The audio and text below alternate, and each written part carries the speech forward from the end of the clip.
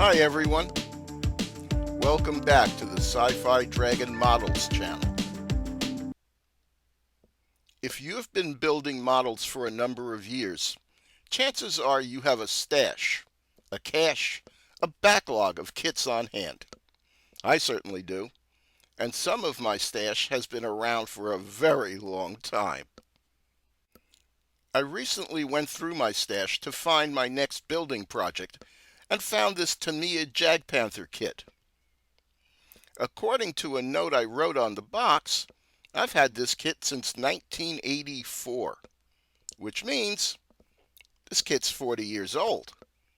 It may be hard for some of you to believe, but I bought this kit in a Manhattan hobby shop for $8.95.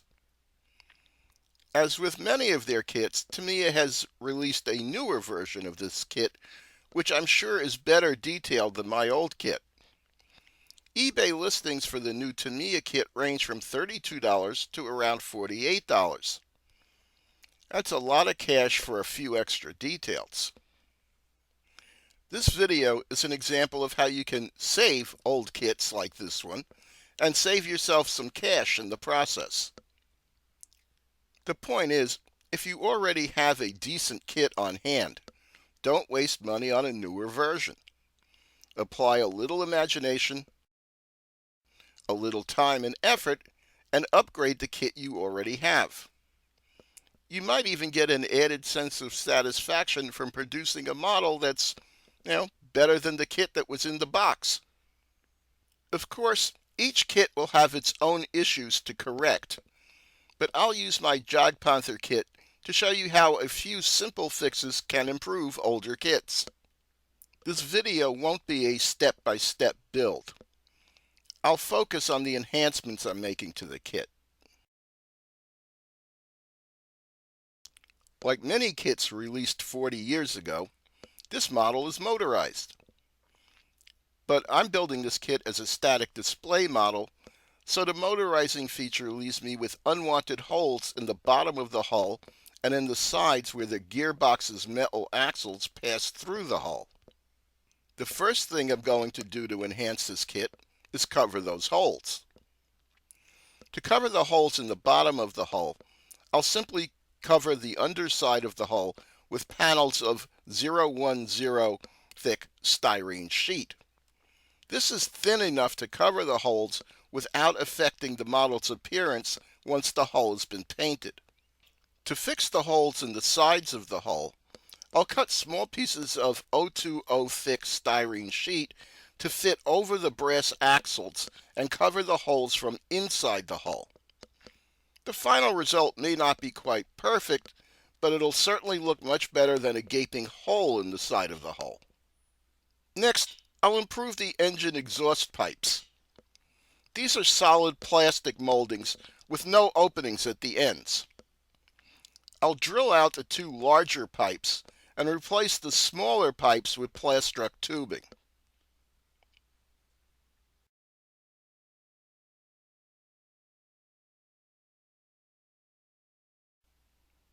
Like many kits of this period, this one has no sponson flooring, just a big gap between the upper hull and the lower hull on each side.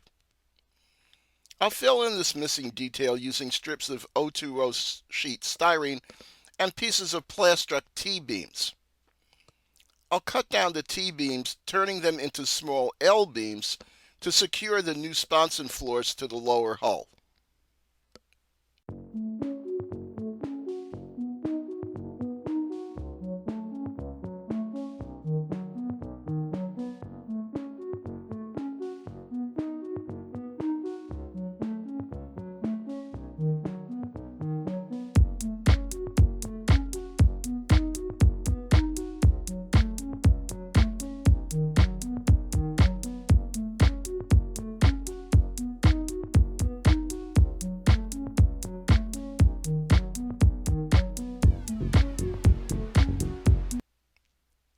I'm replacing the kit's two-piece plastic main gun barrel with a really nice machined aluminum barrel with a brass muzzle brake. The new barrel includes the recoil collar, So I cut that part off the kit's plastic gun assembly right in front of the mantle. I only had to slip the new barrel into place. It's a nice snug fit and no gluing was needed.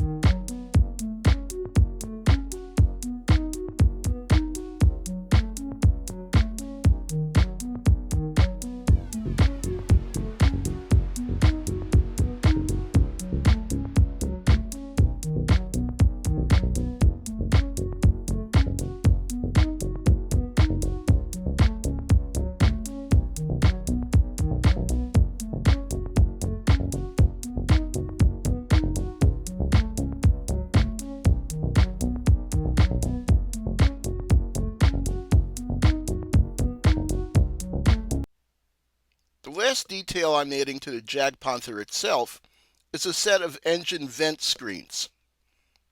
There were no details inside the engine compartment, so I painted the lower hull flat black under the engine vents to help hide the fact that there's, nothing there. The photo-etched brass screens will further reduce the visibility of the empty interior below the vents. A quick note.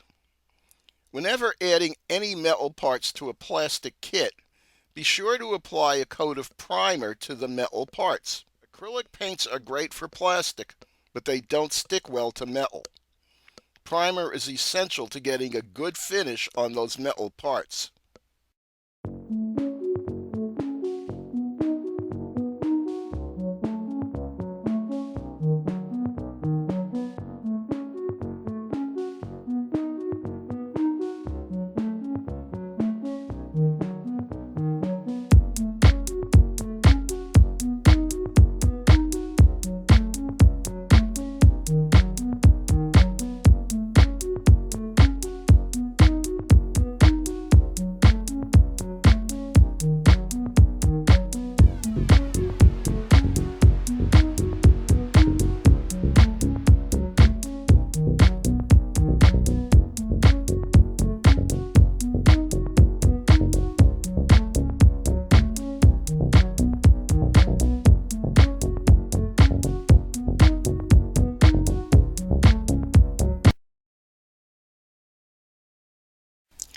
The background for my Jadgpanther is a simple street scene with a cast hydrostone building and roadbed made by Dioramas Plus. The building and roadbed are nicely detailed and easy to paint using box art as a guide. The kit includes laser-cut wooden window frames and clear plastic sheets for the window glass.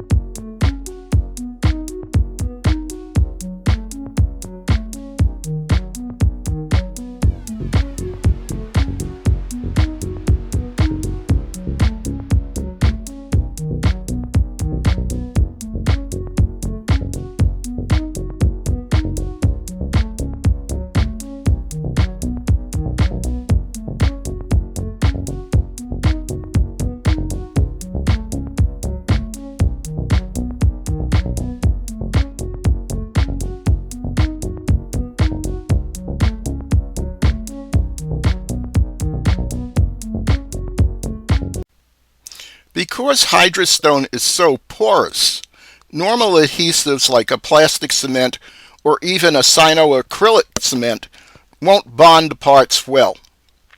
You could use general purpose adhesives like Elmer's glue or a vinyl cement paste, but these require long drying times and parts need to be clamped or braced while drying.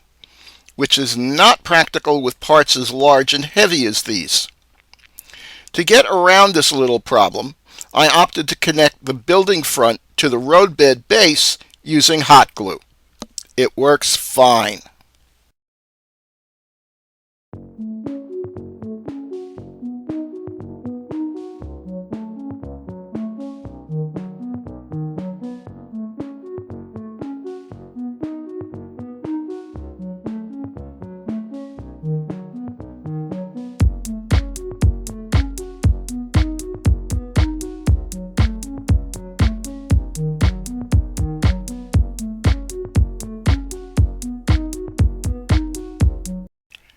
I topped the destroyed edges of the building with real plaster dust and broken plaster chips. Now the kit also includes mounds of cast rubble. I'll use only one or two of the smaller rubble castings and will add real plaster dust and chunks for a bit more realism.